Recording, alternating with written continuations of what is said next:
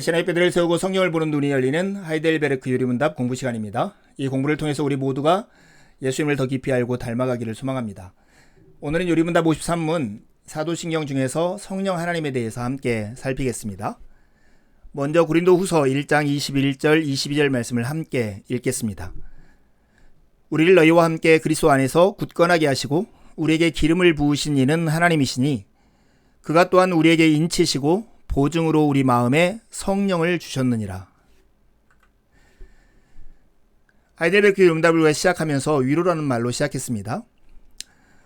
위로는 누군가에 대한 확고한 신뢰에서 비롯된 흔들림이 없는 평안을 말하죠. 우리의 유일한 위로는 살아서나 죽어서나 나는 나의 것이 아니고 몸도 영혼도 나의 신실한 구주 예수 그리스도의 것이라는 그 사실로부터 옵니다. 우리의 몸과 영혼이 신실한 구주 예수 그리스도에게 속해 있다면 우리의 과거, 우리를 묶고 있던 죄와 마귀의 모든 권세에서 해방된 것입니다. 그리고 현재 삶 속에서 하나님의 보호를 받게 되고 주님은 우리에게 일어나는 모든 일을 합력하여 우리의 구원을 이루실 것입니다. 뿐만 아니라 미래에 영생에 대한 확신을 우리에게 주시고 마음을 다하여 즐거이 그리고 신속히 그를 위해 살도록 삶의 방향을 정해 주십니다. 여러분, 이런 위로를 누리고 살고 싶으세요? 이런 위로를 지금 누리고 살고 싶다면 우리는 세 가지 사실을 알아야 합니다. 먼저는 죄와 비참함에 대해서, 그 다음에는 이 죄와 비참함에서 어떻게 구원을 얻는지에 대해서, 그 다음에는 구원 얻은 후 어떻게 하나님께 감사하며 살아야 하는지를 우리가 알아야 하는 것이죠. 죄와 비참함이라는 인간의 상태를 알려면 어떻게 해야 할까요? 그것은 율법이라는 렌즈를 통해서 확인할 수 있습니다. 하나님의 율법이 결국 요구하시는 것은 하나님을 사랑하고 이웃을 사랑하는 것입니다. 그 렌즈를 통해서 인간의 삶을 보면 인간의 마음결은 사랑이 아닌 미워하는 성향으로 가득 차 있죠. 늘 그쪽으로 기울어져 있습니다. 그래서 주님의 의로운 심판으로 형벌을 받아야 마땅한 처지가 인간의 모습입니다. 이 사실을 아는 사람이라면 마땅히 던져야 할 질문이 이거겠죠. 어떻게 이 형벌을 피하고 다시금 하나님의 은혜를 받을 수 있을까요? 그 대답은 이것입니다. 바로 우리에게는 중보자가 필요한 것이죠. 하나님과 우리 사이에 끊어진 관계를 연결하고 하나님의 진노를 대신 짊어지실 분, 그런 분이 필요합니다. 그런 중보자의 자격은 인간이면서도 하나님의 진노의 짐을 대신 질 만한 하나님의 능력을 가지신 분이야죠. 그런 분이 누구 있을까요? 오직 예수 그리스도밖에 없으시죠. 그분은 십자가와 부활을 통해서 하나님의 진노의 짐을 대신 짊어지시고 다시금 우리가 하나님의 은혜를 받을 수 있는 길을 여셨습니다. 그렇다면 그리스도께서 행하신 이 복된 일이 어떻게 우리의 삶과 구체적으로 연결이 될까요?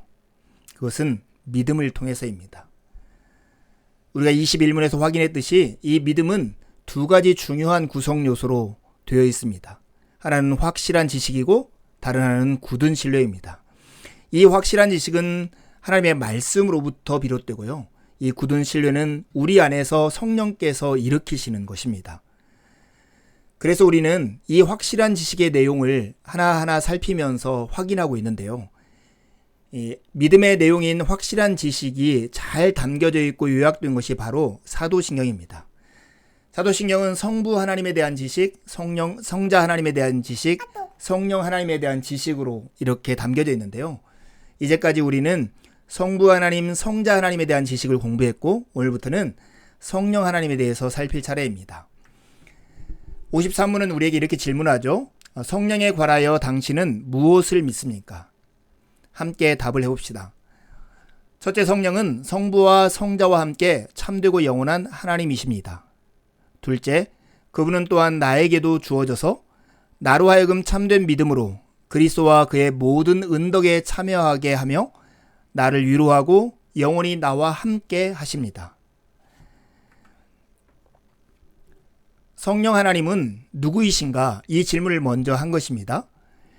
성령 하나님은 성부 성자 하나님과 존재와 영광과 능력에 있어서 동일한 분이십니다. 네 가지 근거를 들어서 이 사실을 우리가 확인할 수 있는데요. 첫 번째 근거는 신적 속성이에요. 성령님은 하나님만이 가지는 신적 속성을 그대로 지니고 계세요. 영원성, 어디에나 계시는 편재성, 모든 것을 하실 수 있는 전능성, 모든 것을 아시는 전지성을 가지고 있음을 성경이 증언합니다. 두 번째 근거는 하나님만이 하실 수 있는 일을 하셨다는 거예요. 그게 바로 창조와 부활에 참여하신 일이죠. 세 번째는 직접 하나님으로 불리우심을 받으십니다. 베드로가 바울이 성령 하나님을 하나님으로 고백을 하죠.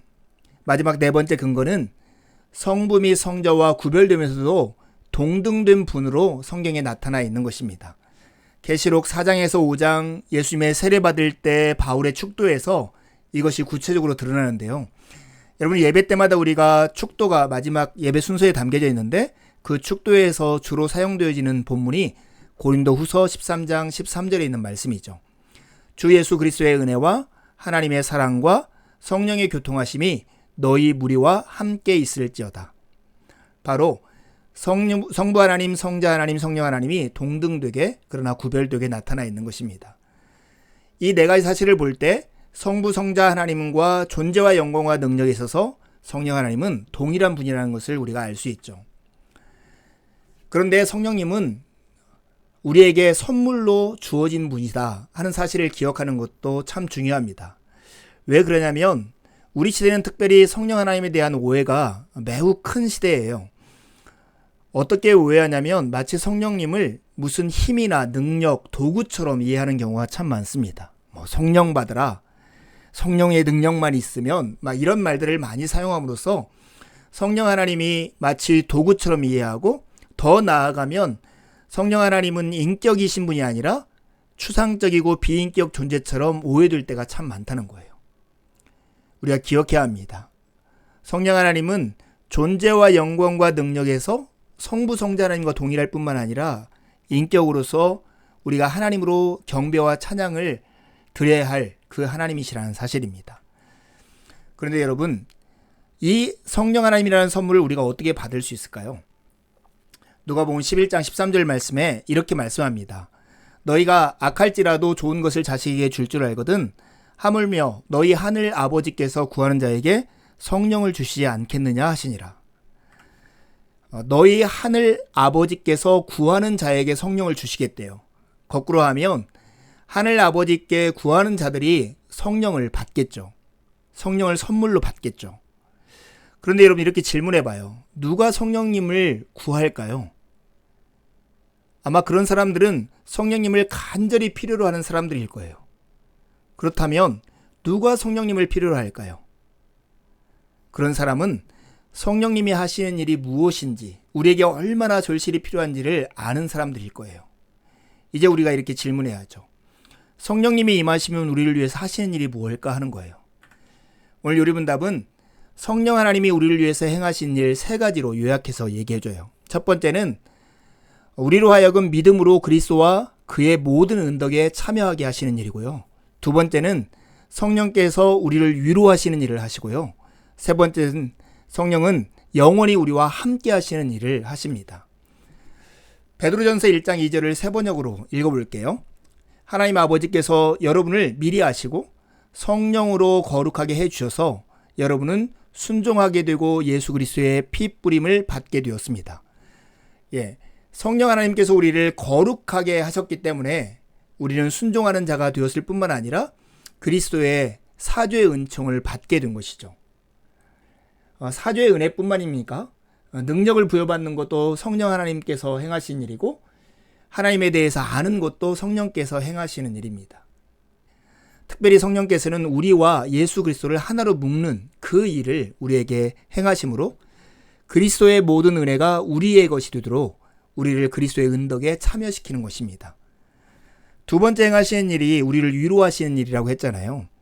초대교회가 이것을 경험했어요. 사도행전 9장 31절에 보면 그리하여 온 유대와 갈릴리와 사마리아 교회가 평안하여 든든히 서가고 주를 경외함과 성령의 위로로 진행하여 수가 더 많아지니라.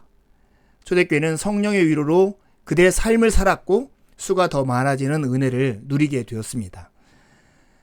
세 번째는 성령께서는 영원히 우리와 함께 하시죠. 이것은 그리스도 예수께서 우리에게 약속하신 말씀 속에 담겨져 있습니다. 요한복음 14장 16절에 보면 내가 아버지께 구하겠으니 그가 또 다른 보혜사 바로 성령님이시죠. 너희에게 주사 영원토록 너희와 함께 있게 하리니. 성령님께서 우리에게 오시면 그리스도와 그의 모든 은덕에 참여하게 하고 우리를 위로하시고 우리와 영원히 함께 하실 거예요. 이것을 아는 사람이라면 성령 하나님이 얼마나 절실히 필요한가를 알겠죠. 그런 사람들은 하나님께 성령 하나님을 우리에게 주시도록 간구하겠죠. 그런 자들에게 하나님은 성령을 선물로 주신다는 말씀입니다. 구약 성경 내내 성령님은 말씀 전체 속에서 두 가지 일과 관련돼서 특별히 사역을 하셨습니다. 하나는 창조이고 하나는 능력과 관계된 일입니다. 구약성경에 보면 성령과 이스라엘의 관계를 보여주는데요. 창조하는 일에 관여를 하셨습니다. 창조와 관계된 생명의 일을 성령께서 하셨고 특별히 지도자들에게 지혜와 능력을 부어서 이스라엘 백성들을 인도하는 일을 성령이 이스라엘과 관계되어서 했습니다. 성령 하나님은 예수 그리스도께서 이 땅에 사시는 동안에도 동일한 일을 하세요.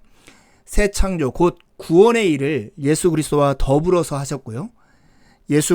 예수님께 성령으로 기름을 부어서 공생의 사역을 감당하게 하셨습니다. 그런 성령님은 오늘날 교회와 하나님을 믿는 그리스도인 신자들을 향해서도 동일한 일을 하게 하세요. 우리를 개인적으로 변화시키는 우리 안에 새 창조의 일을 하시고 교회가 세워지는 새 창조의 일도 하십니다. 더불어 부활하신 예수님이 성령을 교회에게 부어주셔서 맡겨진 직분과 사명을 감당하게 하는 그 일을 행하고 계십니다. 여러분, 그러니 우리가 누가복음 11장 13절의 말씀을 붙들고 늘 하나님께 구해야 합니다. 너희가 악할지라도 좋은 것을 자식에게 줄 줄 알거든 하물며 너희 하늘 아버지께서 구하는 자에게 성령을 주시지 않겠느냐. 우리가 성령 하나님을 구할 때 하늘 아버지는 우리에게 성령님을 허락해 주실 것입니다. 두 가지 질문을 하고 마치겠습니다.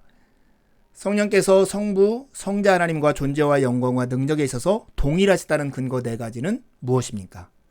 두 번째 질문입니다. 성령이 우리에게 오셔서 하시는 세 가지 일은 무엇입니까? 남은 한 주도 주님의 은혜를 의지해 살고 복된 주일에 함께 만나 기쁨으로 하나님을 예배하시죠. 감사합니다.